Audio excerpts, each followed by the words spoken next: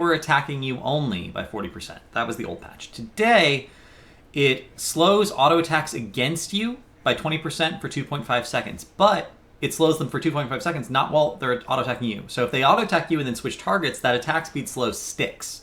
So if you're in the front line as a tank and like the range A is poking you and suddenly your backline comes up to try and get some poke themselves or get a spell off and they try and switch targets, that attack speed slow still persists.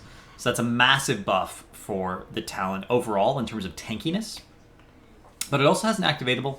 Now, activate to slow the attack speed by 50% and movement speed by 20% of nearby heroes in summons for 2.2 seconds. So you can see the area is not that big. If you mouse over it, you will see the area right there.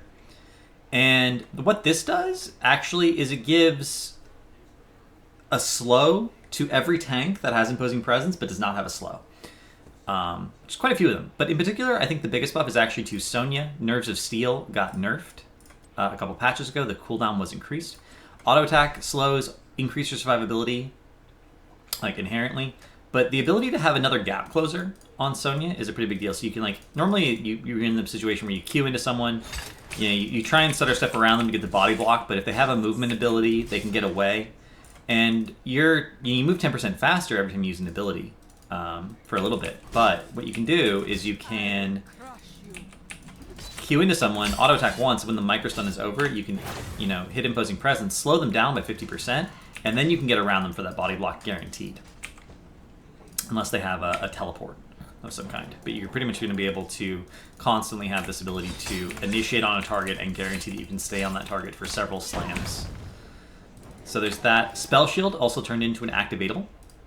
Now Spell Shield won't be triggered accidentally, essentially, by random splash damage. You can wait till you're about to get bursted out, and then boom. If you're not comfortable doing that, you can just leave Spell Shield on all the time, and it will act exactly the way it used to act. But otherwise, you can just leave it off, wait till you're about to get hit by something. Like, oh, I'm going to go in on this Arthas, activate Spell Shield, get on top of him. See how he's slowed? See the stutter step? See he's slowed? I got a little bit of extra damage there. Is Piano Sonya now a thing? Piano Sonya, kind of a thing. If you're looking at this, Piano Sonya could very well end up being a thing. So just a quick overview of the new Imposing Presence. I think the strongest, the hero that benefits most from the new Imposing Presence is Sonya, but it's going to be good on ETC, it's going to be good on Leoric, and it's going to be good on a few other heroes, so it's something to keep an eye out for. Other heroes, I don't think there's any other warriors that have Imposing Presence that is a huge benefit. Let me double check and make sure I'm not, no. Oh, Rexxar does have it, for the record. Rexxar's Primal Intimidation also got changed. So, this is actually a pretty big buff for Rexxar, because it gives him an additional slow, another piece of CC, which is worth considering, always.